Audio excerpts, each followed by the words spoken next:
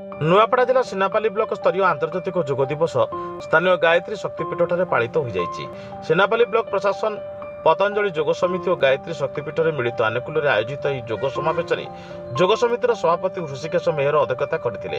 कार्यक्रम में मुख्य अतिथि भाव में बीडीओ अविनाश लाकरा और सम्मानित अतिथि भाव में अतिरिक्त तहसीलदार मनोरंजन केरकेटा, बीईओ जितेंद्र कुमार सेठ, शक्तिपीठर वरिष्ठ सदस्य पूर्णचंद्र मेहर प्रमुख जोगदे सांप्रतिक समय शारीरिक और मानसिक संतुलन बजाय रखिबारे प्रत्येक व्यक्ति जोग अपरिहार्य बोली कहिथिले। प्रारंभ में जोग समितिर संपादक नवीन चंद्र मेहर को समस्त को स्वागत करथिले। एथिरे शताधिक साधारण लोक उपस्थित रहिथिबा बेले समस्त को जोग प्रशिक्षक त्रिनाथ मेहर जोग शिक्षा देथिले।